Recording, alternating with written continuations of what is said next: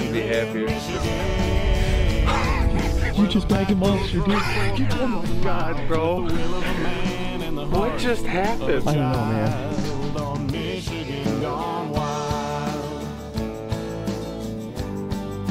Michigan gone wild. Yep, there's another one. Michigan gone wild.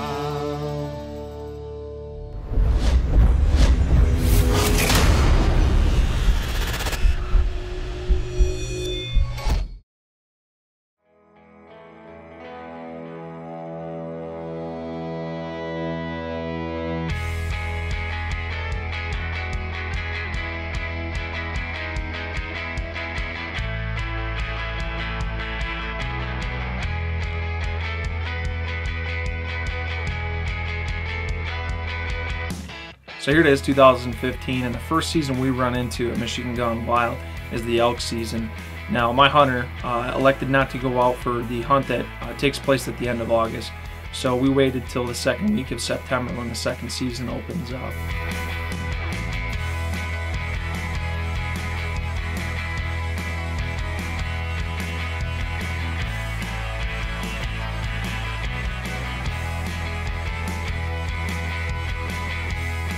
I was particularly excited about this elk season because I had a bull hunter.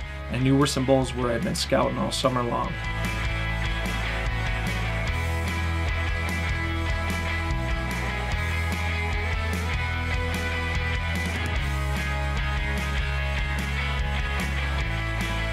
When Joe got a hold of me, I knew right where we were going to go. I had been on this bull for quite some time. I had seen him out in the clear cut feeding. It was just a matter of getting him on the side where we could shoot him.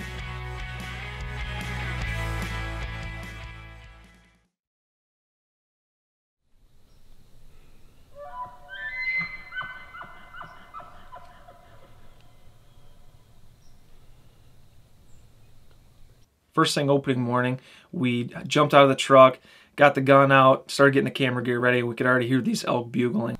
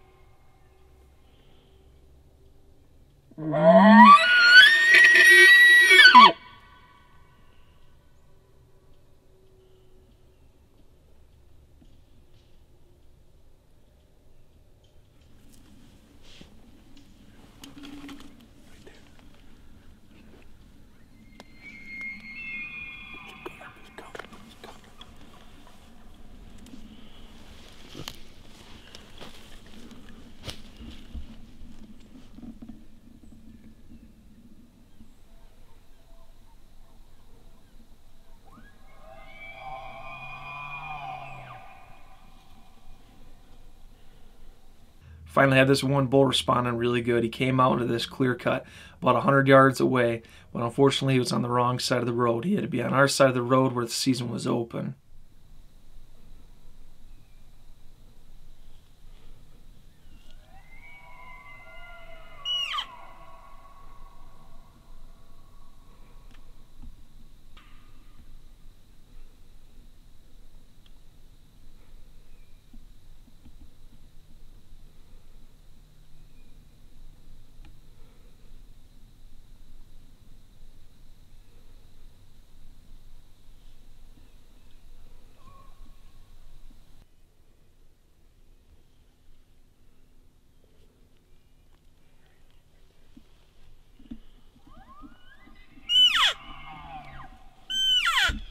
He vanished there for a second. I was kind of worried, but he ended up working his way all the way around and then crossing the road just up about 110 yards away.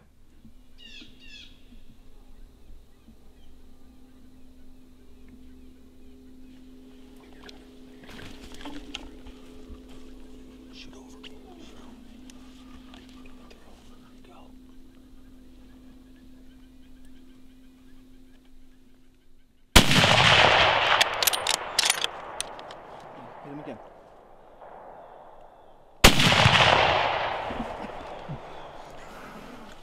Fucking First shot was a clear miss, but when I saw that bull hit the ground on the second shot, I couldn't tell you how excited I was to be done that early. awesome. Oh, sorry to break your heart. I don't think that's the big one, but That's okay, man. good shot, man. I wasn't sure where Joe had shot this elk. It went down, and you'd think, okay, it was done. It's a done deal, you know. I mean, but it was still moving. So we decided to go up and put another shot in it, and it jumped up.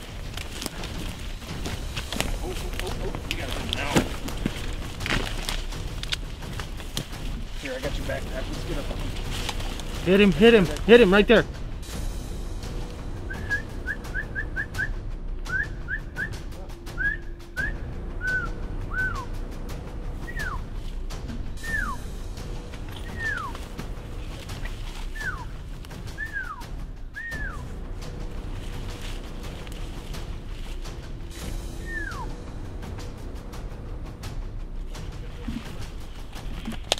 We were kind of hoping that the shot was good enough as it was, and that, you know, we could just track him, that he was going to die.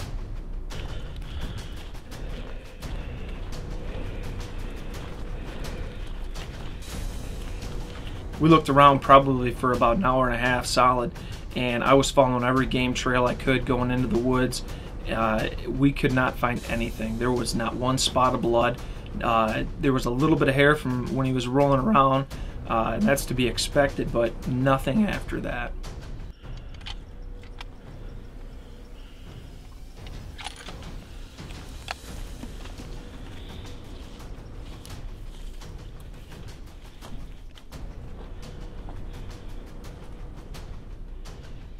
You know, after reviewing the footage very closely in slow motion, we could clearly see that the first shot was a clear miss, obviously, because the elk didn't even move. But on the second shot, you could clearly see on the left hind quarter, the bullet grazed. You can see the puff of hair come off the elk's leg. And elk are a very clumsy animal, and that made him go down. However, it's not the closest thing to a fatal shot. So after reviewing that and obviously putting together with the evidence that we saw trying to track this thing, we knew that this elk was not even hurt. So it was a shame on me. We should have put another round into it, but the elk was safe. It's not hurt. It was going to live to see another day. I knew Joe was pretty upset about that. I was pretty upset about it too. But, you know, that stuff's going to happen, you know.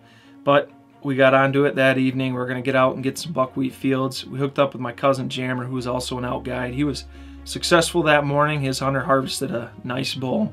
So he went out with us, and we were going to sit on some fields and try to catch some elk because they were coming in to feed.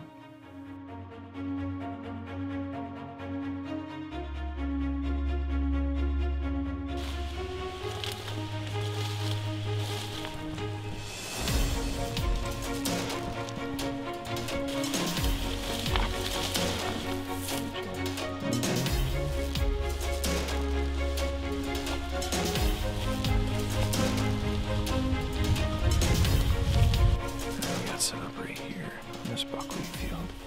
I've got Joe's brothers in the other field right next to us. We're gonna kind of see and listen, see if we can't hear any bugling, and if they happen to see one in another field, they're gonna give us a call. So we're gonna hold tight in here, see if we can't hear any calling, and hopefully stick one right in the field right here. This is a good little spot. We have the wind in our favor, so.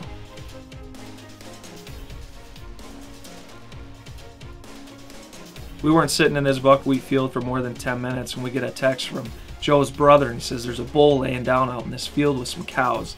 So we packed up and we headed out towards his way.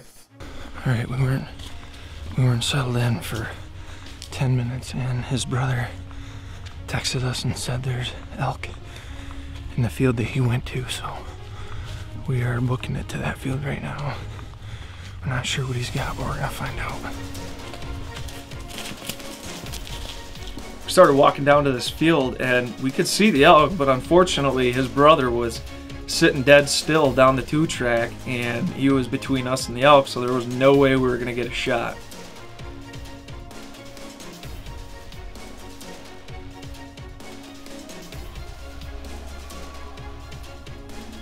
Off in the distance, about a quarter mile away, we heard another elk bugle. And that bull, he hopped up right away and he started rounding up them cows. And I knew that was our chance to slip in there.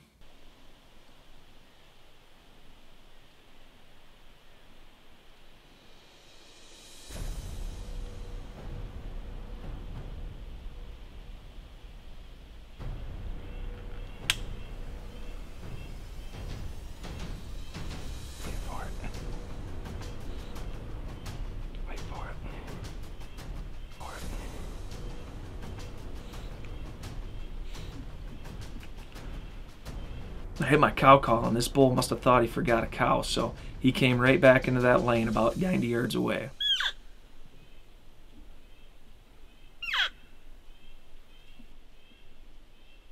Do it. Come on, let's get another round. Come on. As soon as Joe put that first shot into him, I knew it was a good shot, but the bull didn't go down, so I immediately wanted to get another round into him. Yeah, right there, get another round in him.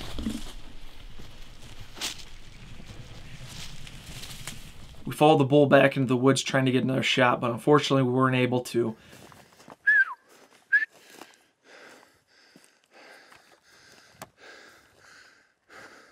With the blood sign we had, we knew it was good blood.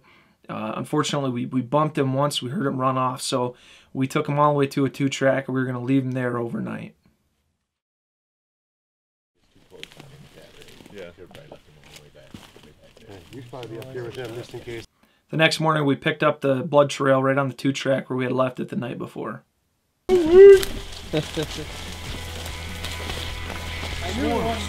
Yeah. There you go, man. Congratulations.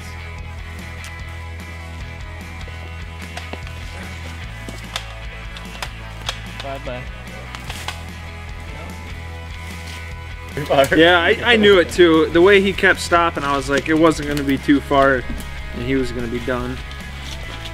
After we had missed the elk that morning, you know, I know Joe was down in the dumps there for a little while, but when we got onto that other elk, he was really excited.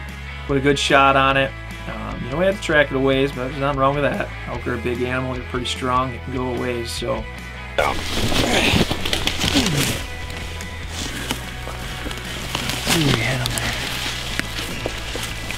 So when I watched the footage, No, it was right through here. You know, I can recall when I first talked to Joe about hunting with me, he mentioned that, you know, he wasn't after a big bull because he didn't want to ruin himself or going to Colorado, which apparently he does periodically. So I had plans of, you know, shooting a nice 6x6 or 7x7, and he got this 5x5, which is nothing wrong with that. It was a great bull and it was a great hunt. I appreciate that.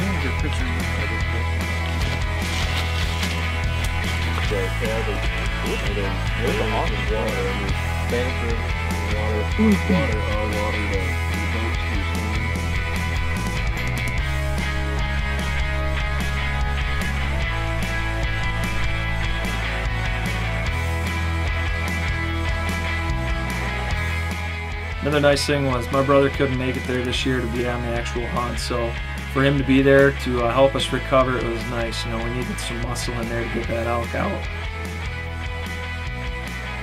We also had a couple of our buddies from Into the Field TV, Josh and Jeremy Baker, there with us.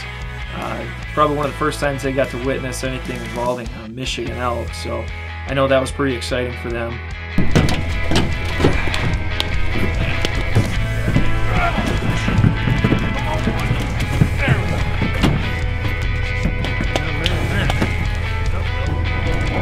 Let the motorists see that.